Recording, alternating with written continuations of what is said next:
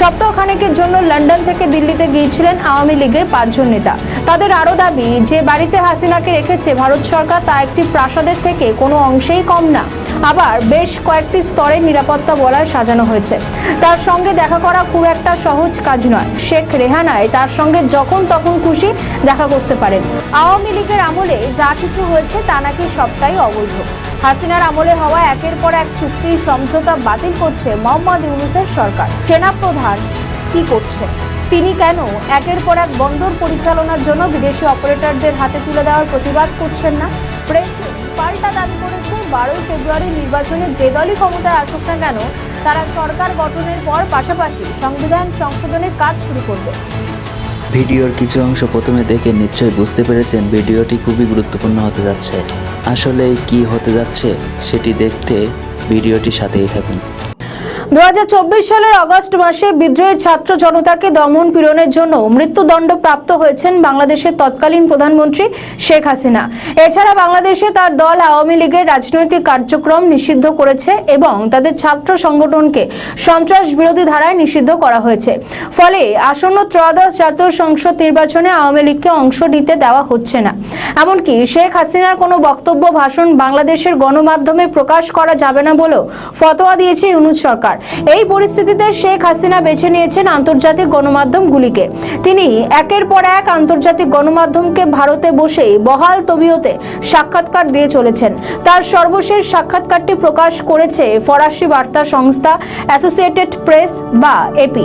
সেখানে তিনি দাবি করলেন, অন্তর্ভুক্তিমূলক অবাধ ও সুষ্ঠু নির্বাচন ছাড়া বাংলাদেশ দীর্ঘস্থায়ী অস্থিতিশীলতার মুখোমুখি হবে। উল্লেখ্য, ভারতের রাজধানী নয়াদিল্লির একটি বিলাসবহুল বাসভবনে কড়া নিরাপত্তা বলয়ের মধ্যে রয়েছেন বাংলাদেশের প্রাক্তন প্রধানমন্ত্রী। সেখান থেকেই তিনি একের পর এক দলীয় বৈঠক যেমন করছেন তেমনি একাধিক সংবাদ মাধ্যমকে সাক্ষাৎকার দিচ্ছেন।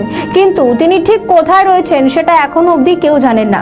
তবে তিনি যে ভারতে একজন প্রধানমন্ত্রীর প্রোটোকলেই রয়েছেন সেটা এখন প্রকাশ পাচ্ছে। সপ্তাহখানেকের জন্য লন্ডন থেকে দিল্লিতে গিয়েছিলেন আওয়ামী লীগের 5 জন নেতা। জানা গিয়েছে, গত 21শে জানুয়ারি তারা বাংলাদেশের ক্ষমতাচ্যুত প্রধানমন্ত্রী শেখ হাসিনার সঙ্গে দেখা করেছেন। তারাই বাংলাদেশের এক প্রথম সারির দৈনিককে জানিয়েছেন হাসিনার বাসস্থান এবং নিরাপত্তা সংক্রান্ত কিছু তথ্য।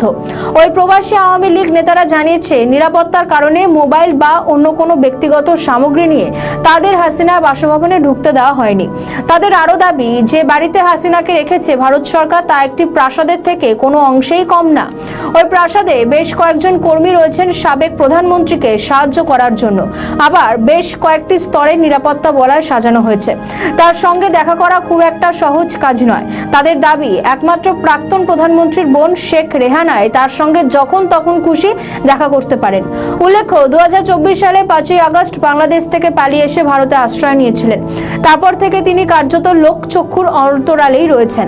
বৃহস্পতিবার অ্যাসোসিয়েটেড প্রেসকে দেওয়া সাক্ষাৎকারে শেখ হাসিনা বলেছেন, প্রতিবার যখন জনসংখ্যার একটি উল্লেখযোগ্য অংশের রাজনৈতিক অংশগ্রহণ অস্বীকার করা হয় তখন সেটি ক্ষোভকে আরো গভীর করে। রাজনৈতিক প্রতিষ্ঠানগুলিকে অবৈধ করে দিলে তা ভবিষ্যতের অস্থিতিশীলতার পরিস্থিতি তৈরি করতে সাহায্য করে। তিনি আরও দাবি করেন, বাংলাদেশের বর্তমান অন্তর্বর্তীকালীন সরকার ইচ্ছাকৃতভাবে তার দল তথা প্রাক্তন ক্ষমতাসীন আওয়ামী লীগকে নির্বাচন থেকে বাদ দিয়ে লক্ষ লক্ষ সমর্থককে ভোটাধিকার থেকে বঞ্চিত করেছে। বাংলাদেশের 12,70 লাখেরও বেশি মানুষ ভোট দেওয়ার যোগ্য, যার মধ্যে অর্ধেকের কাছাকাছি আওয়ামী লীগের ভোটার বা সমর্থক দাবি করে হাসিনা এই নির্বাচনকে অবৈধ বলে উল্লেখ করেছেন। উল্লেখ্য, তার এই সাক্ষাৎকার এপি প্রকাশ করার পর বিশ্বের বহু উল্লেখযোগ্য সংবাদ মাধ্যম গুরুত্ব দিয়ে প্রকাশ করেছে। মনে করা হচ্ছে এটা হাসিনার একটা বড় চাল। ইউনূস শুধু বাংলাদেশের গণমাধ্যমগুলিকে ধমকি চমকি দিয়ে হাসিনার সংক্রান্ত খবর প্রকাশ্যে বাধা দেয়, কিন্তু ভারত তথা বিশ্বের বড় বড় সংবাদ মাধ্যমগুলিকে বাধা দিতে পারে না। তাই হাসিনার বক্তব্য এবং ভাষণের অংশ ইতিমধ্যেই বাংলাদেশিদের মনে গভীরভাবে সাড়া ফেলতে শুরু করেছে, যা আসন্ন নির্বাচনকেও ছাপ ফেলতে পারে। 2019 সালের সেপ্টেম্বর মাসে বাংলাদেশের তৎকালীন প্রধানমন্ত্রী শেখ হাসিনার সরকার চট্টগ্রাম বন্দরে নিউ মুরিং কন্টেইনার টার্মিনাল পরিচালনার জন্য দুবাই ভিত্তিক বহুজাতিক সংস্থা ডিপি ওয়ার্ল্ডের সঙ্গে একটি সমঝোতাপত্র স্বাক্ষর করেছিল। মূলত সরকারি বেসরকারি অংশীদারি মডেলে কাজ করার সমঝোতা স্বাক্ষর হয়েছিল, কিন্তু পরবর্তী 5 বছরে তা চুক্তিতে রূপান্তরিত হয়নি। এরপর 2024 সালে 5ই আগস্ট এক গণ অভ্যুত্থানের মাধ্যমে ক্ষমতা হারায় শেখ হাসিনা। তারপর থেকে বাংলাদেশে একটা প্রচলন দেখা যাচ্ছে। কি সেই প্রচলন? আওয়ামী লীগের আমলে যা কিছু হয়েছে তা নাকি সবটাই অবৈধ। হাসিনার আমলে হওয়া একের পর এক চুক্তি সমঝোতা বাতিল করছে মোহাম্মদ ইউনূসের সরকার। তবে একটু মন দিয়ে লক্ষ্য করলে বোঝা যাবে সবটা নয়, বরং যে যে চুক্তিগুলি বর্তমান ইউনূস সরকারের জন্য লাভজনক সেগুলি বাদে। ঠিক যেমনটা চট্টগ্রাম বন্দরের নিউ মোরিং কন্টেইনার টার্মিনাল পরিচালনার দায়িত্ব বিদেশি সংস্থাকে দেওয়ার বিষয়টি। ডিপি ওয়ার্ল্ডের সঙ্গে তো ফ্যাসিস্ট তকমা পাওয়া শেখ হাসিনার সরকার সমঝোতা করেই রেখেছিল। তাহলে সেই সমঝোতা 5 বছর পর কেন বাস্তবায়নের পথে এলো ইউনূস সরকার? এখানে লুকিয়ে আছে আসল রহস্য। চট্টগ্রাম বন্দরের নিউ মোরিং কন্টেইনার টার্মিনাল পরিচালনার দায়িত্ব বিদেশি সংস্থাকে দেওয়ার বিষয়ে বিরোধিতায় একটি রিট দাখিল করা হয়েছে বাংলাদেশ হাইকোর্টে। অনেকেই আশা করেছিলেন হয়তো হাইকোর্ট রিটের পক্ষেই রায় দেবে, কিন্তু না, সেটা হয়নি। উল্টে বিচারপতিদের বেঞ্চ ওই রিট খারিজ করে দিয়ে বলে এই চুক্তি বৈধ।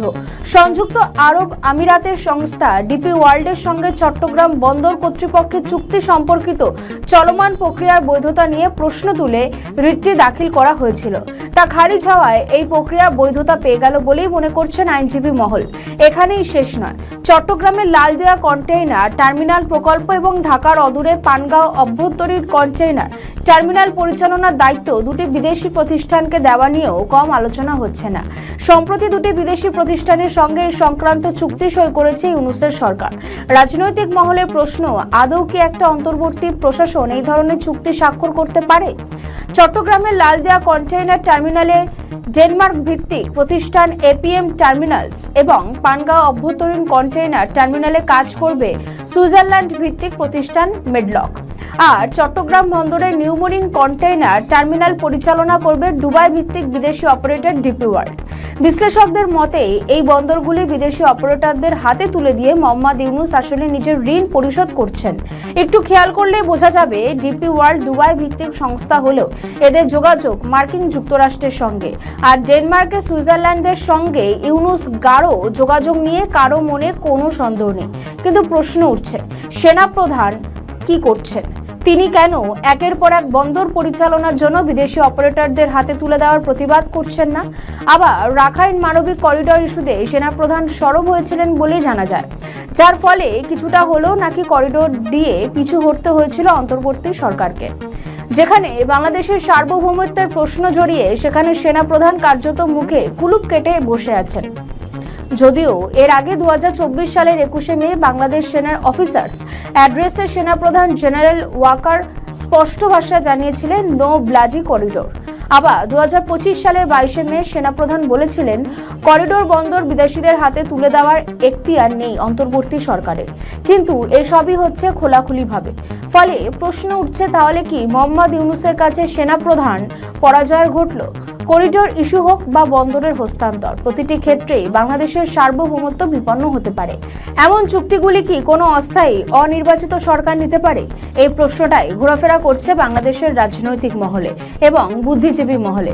কিন্তু দেখা যাচ্ছে ক্ষমতায় আসার প্রথম দিন থেকে ইউনূস সরকার যেন এই ধরনের সংবেদনশীল বিষয় কার্যত একরোখা সিদ্ধান্ত নিয়ে চলেছে, যা থামানোর বা বন্ধ করার কোনো উদ্যোগ বা ইচ্ছা কোনোটাই দেখা যাচ্ছে না বাংলাদেশ সেনাপ্রধান জেনারেল ওয়াকারের মধ্যে। তাই কেউ কেউ দাবি করতে শুরু করেছেন জেনারেল ওয়াকার হারেননি, আসলে সবটাই সেটিং। বাংলাদেশে আগামী 12ই ফেব্রুয়ারি জাতীয় সংসদ নির্বাচনের দিনই অনুষ্ঠিত হবে বহু চর্চিত গণভোট।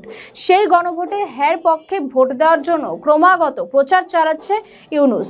দাবি করা হয়েছিল হ্যার পক্ষে যত বেশি ভোট পড়বে ততই নাকি বাংলাদেশের ভবিষ্যৎ উজ্জ্বল হবে। এখান থেকে একটা প্রশ্ন, অন্তর্বর্তী সরকার কেন গণভোটে হ্যাঁ ভোট দেওয়ার জন্য এত প্রচার করছে? অবশেষে বেরিয়ে এলো ঝোলা থেকে সেই বিড়াল।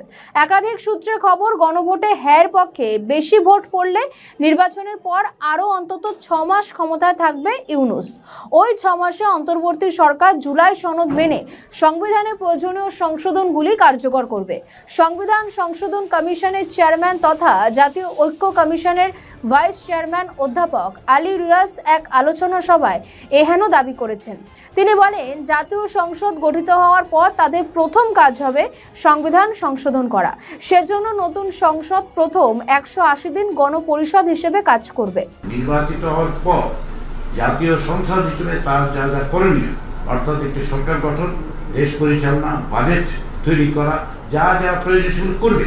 পাশাপাশি একই সদস্যরা আলাদাভাবে শপথ নিয়ে 180 দিনের মধ্যে যে সমস্ত সংস্কারগুলোর ব্যাপারে যে সমস্ত সংস্কার করা দরকার সেগুলো সংবিধানে অন্তর্ভুক্ত করার জন্য যথাযথ ব্যবস্থা গ্রহণ করবে।